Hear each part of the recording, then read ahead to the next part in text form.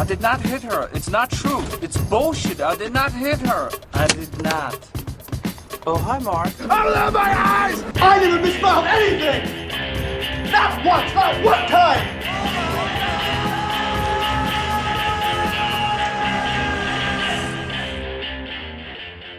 Jaws the Revenge, because apparently I like talking about total shit, and you guys seem to enjoy watching it.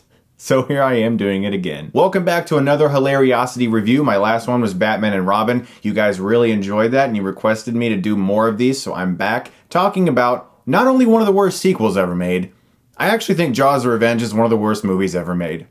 But it's pretty hilarious and awesome. And I've wanted to do a review of Jaws 4 for a long time because Siskel and Ebert did a video review of this movie, and that was one of the first video reviews that made me want to do movie reviews. So it really inspired me, and I felt the need to bring my brand of destruction to Jaws the Revenge because there's just no stopping making fun of this movie. Now, I'm not going to describe the plot of Jaws 4 yet until later in this video because it's by far one of the funniest parts of this movie, and I want to savor it. So the movie opens with the cliched underwater viewing shot. You see the point of view of the shark, and then it comes up over the water, but you can kind of see above the water as well. So it's almost like you're really the point of view of the fin, because you're seeing what the shark is seeing, but you're seeing above water. But you know what? This shark spends the majority of the movie above water and not underneath it. So I guess it does make sense in Jaws the Revenge. When you see the shark at the top of the water, you only see its fin coming out. And yet when you get the shark's point of view, like we just saw, looking at the people, it's like its eyes are above the water too. That's a logical error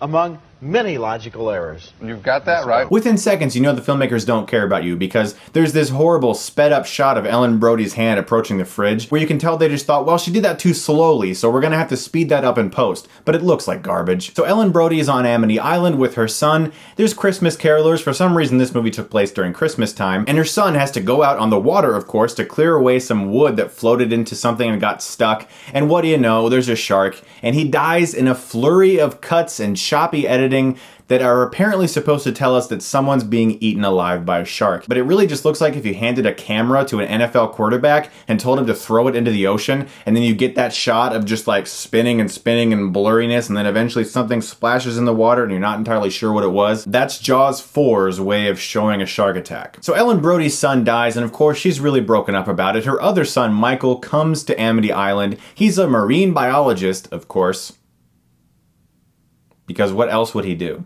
if it didn't involve water, despite his entire family being constantly attacked by sharks? And within just 5 minutes, Jaws 4 feels like a melodramatic soap opera that you'd find on daytime TV. There's nothing about this movie that tells you it's a summertime thrill ride. This movie is depressing as hell, gloomy, dreary, and ugly. Now, I mentioned the plot earlier, and here is where we get our first little taste of said plot. It came for him. What? It waited all this time and it came for him. Apparently this specific shark came for her son.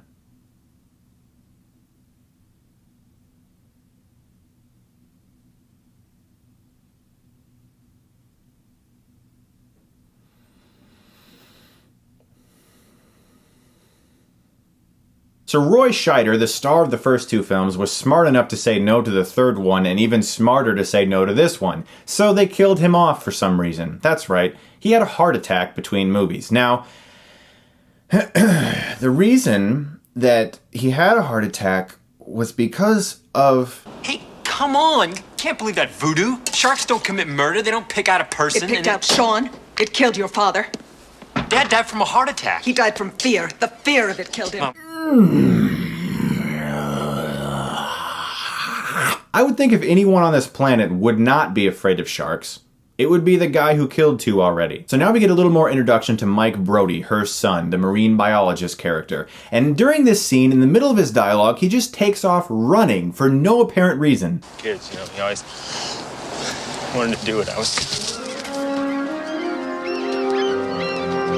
Where are you going? Nowhere! The only thing I can think of for why that would happen is the writers all of a sudden were like, oh my god, guys, we don't have time to finish the scene. Just have him run away. Seriously, is this movie depressing or what? There's someone crying or moaning or screaming in every scene. So Ellen Brody, understandably, is feeling very broken up. She already lost her husband to a heart attack because he's really afraid of sharks. And she just lost her son to an actual shark. So she's feeling sad and she is screaming at her son. I want you to get out of the water. I want you to give up that terrible job. I don't want anyone in my family anywhere near the water. Never again. So guess where she goes in the very next scene? Swing me, swing me! Okay, okay. A boat in the water. So, yeah. And once again, my God, this movie is so sad. It's so depressing. Who thought Jaws the Revenge needed to be a cry fest? It's like Spider-Man 3 had a baby with Jaws 3, sucked any fun that was in both of those films out, and it became Jaws 4, the movie where everyone cries all the time and it's sad and disgusting and dreary and horrible. So we're watching the movie and things are happening, and what the fuck is Michael Caine doing in this movie? Michael Caine? Why are you in this movie, man? So Michael Caine collects a paycheck playing an airline pilot. In fact, this is actually known as one of his paycheck pictures. Other ones included movies like The Swarm. And of course, what would any responsible pilot do to a family that's just lost a loved one and has all of the remaining members in his own cabin? Then you go like this, and then the house gets warm. You want to go for a ride? Come on, man. Harrison Ford would be ashamed. Harrison Ford's the man. So next we are greeted with the cheapest, most minute, most simple level of thrill possible in a movie.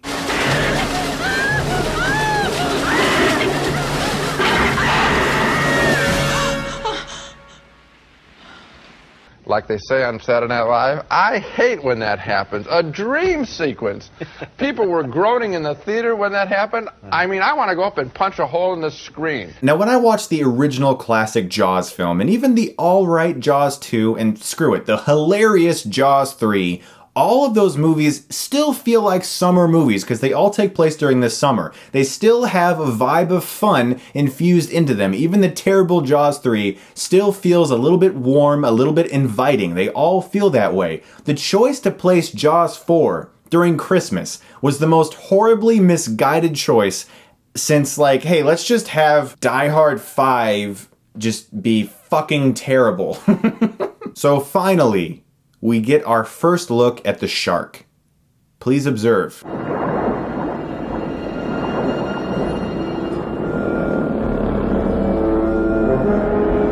That's it. Zero suspense. Zero. Okay, there's no suspense. It cuts directly to a close-up of the shark. Which, by the way, just followed them from New York to the Bahamas.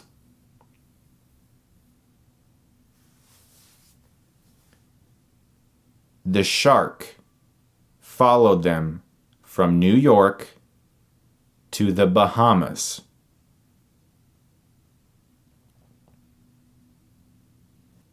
Now Michael Caine shows up again in this movie, reminding us that he wanted to buy a nice big house. Did you know that he was unable to accept his Oscar win in person because of his work on this movie?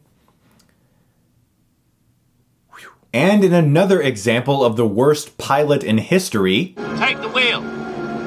No, I can't. Sure you can. No, I mean, I don't know how. Yeah, nobody does till they learn. What are you doing? At this point in the movie, we are 30 minutes into this film, and there has been no suspense. I mean nothing. Absolutely nothing. It's been a soap opera the entire time. And then finally, something happens. The shark shows up and starts chewing on Mike's boat. And during this scene, we get to see Ellen's first use of her psychic connection with the shark. What's wrong? Ellen? Ellen, what's wrong?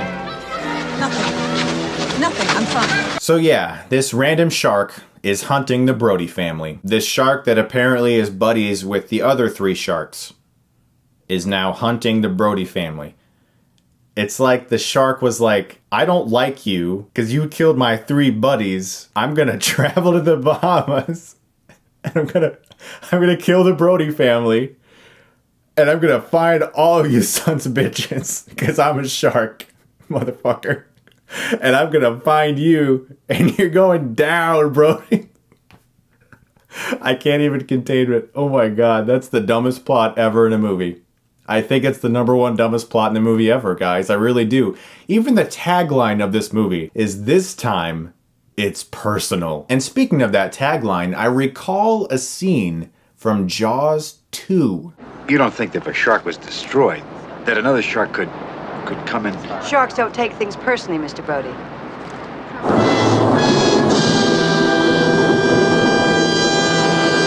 Apparently none of the elementary school writers who wrote this script had seen Jaws 2, so okay, I'll deal with that. And since we're all sitting there watching this Jaws movie hoping for a thrilling film, we want some suspense, we want some entertainment, we want to see some shark action, and we want to see some cool characters involved with said shark action. The filmmakers thought, well hey, they don't want any of that. We just want to see these characters wandering around the city, blah blah blahing about random shit, and dancing. And guess what? They're gonna go dancing again! Because that's what we want to see. We want to see these 2 middle-aged to slightly older people just partying. That's what we want to do right now. But in a film so stupid, with hardly any real action or any real suspense, at least maybe the dialogue can save it, right? I've always wanted to make love to an angry welder. I've dreamed of nothing else since I was a small boy. Nope. So they rig a tracker and stick it in the shark that's out for fucking revenge. And we're almost immediately returned to sad relationship drama and boring, serious family discussions because they needed to remind us that we were watching Jaws the soap opera. And do you remember how annoying that first dream sequence was? The cheapest possible level of thrill you can have in a movie?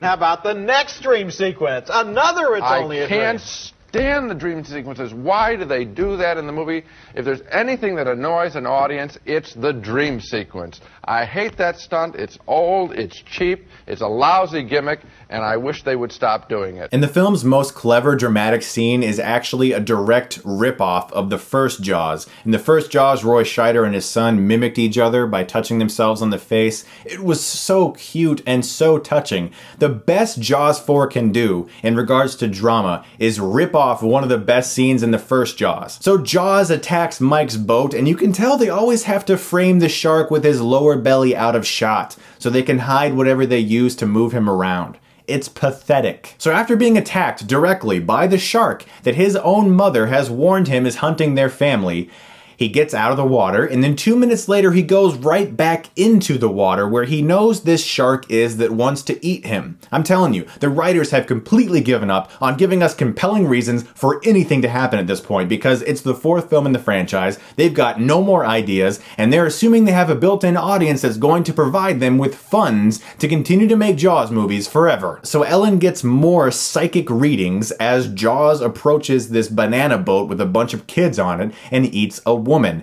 I'm telling you, she has a psychic connection with the shark. I'm not making this up. It's actually in the movie. Whenever the shark is nearby, she actually gets up and bolts and looks out into the ocean like she recognizes that the shark is there. They have a connection. She's like an X-Men. I'm telling you, it's fucking crazy. So she gets really mad. She steals this boat and goes out into the ocean on her own. What exactly is she attempting to accomplish? She has no gear, no weaponry, nothing. What is she going to do against this shark? Is she going to throw herself at the shark? Is she literally going to jump into the ocean, allow the shark to eat her so that it can all be over?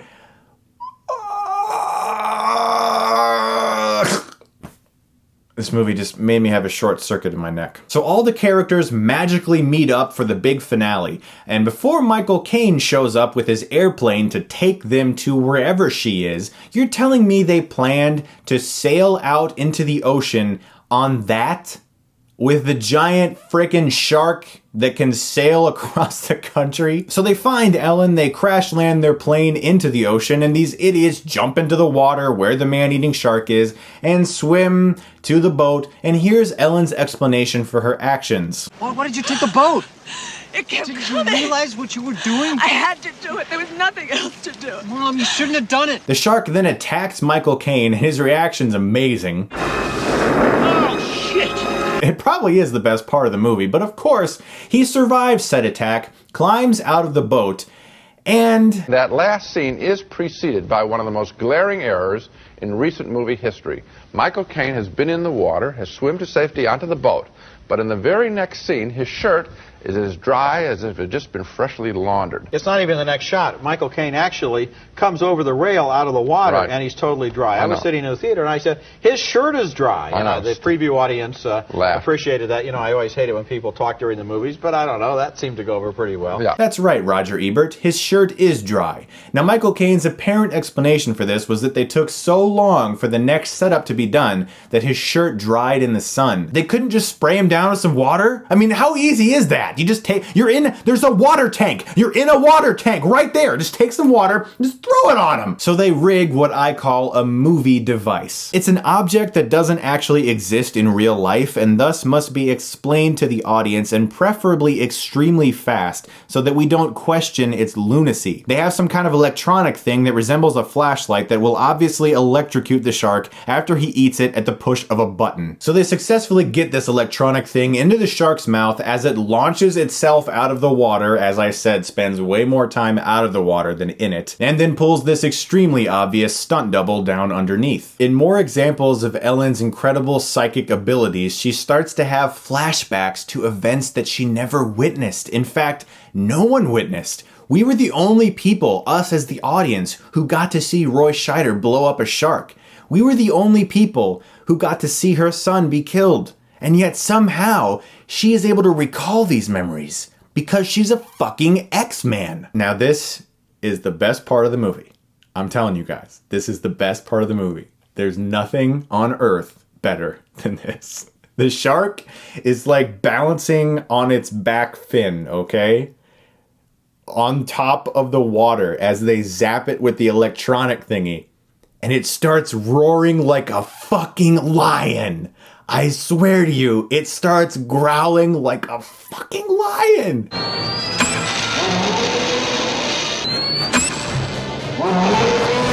Sharks don't have vocal cords or even lungs. They what happened? It roared like a lion. Oh my God, who fucking wrote this? That's not the best part.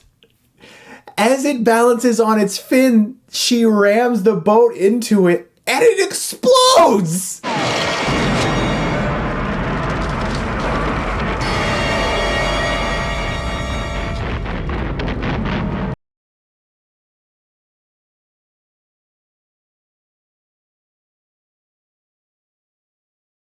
It explodes! The shark blows up for no reason. It blows up. Oh my God.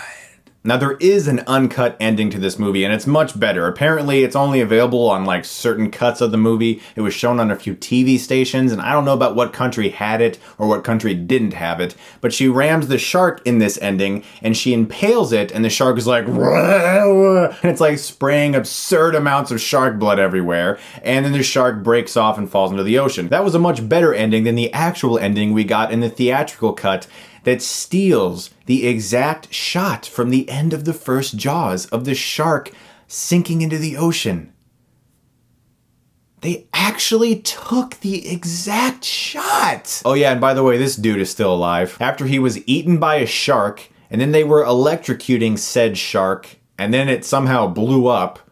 Yeah, that guy lived. In the next scene, they're magically back on land. Now, they needed a plane to get out there. Their boat sank. Their plane sank. How did they get back on land? I'm telling you, I swear this movie was written by elementary schoolers. In fact, you know what? That's what they did. Universal took this script, sent it to an elementary school somewhere, and asked all the kids to pass it around and say, hey, write down what you think would be cool in a shark movie. And they all went, oh, cool, yeah. Well, I'd like to see a guy fly around and do stunts. Okay, there you go. Well, I think a shark should follow a family around the world. Okay, there you go. Well, I think somebody should be so afraid of a shark that he dies because he's afraid of the shark. Okay, there you go. Well, I think that sharks can roar like lions, and I want to see a shark roaring like a lion. There you go. That's what happened with this script. I guarantee it. Jaws 4 is one of the worst movies ever made, ever, by a person, ever. It's got a shark that can travel from New York to the Bahamas just because it has a grudge against a family because 3 of his other shark buddies blew up once. It has Ellen Brody and her amazing psychic powers that allow her to know when a shark is nearby and to have flashbacks to memories that she never witnessed and no living person did witness. And let's not forget that the shark can growl like a fucking lion. Guys, thank you so much for watching this Hilariocity review. I'm very much looking forward to bringing you guys more of these because I've gotten absurd amounts of requests to do more. I'm really enjoying these, and thank you so much as always for giving me those requests because it's really cool to be able to know what you guys are thinking, and one of the biggest ones I got was Vampire's Kiss with Nicolas Cage. Yes, that movie's amazing, and that's going to be my next Hilariocity. Thank you so much as always for watching, guys, and if you like this, you can click right here and get Stuckmanized.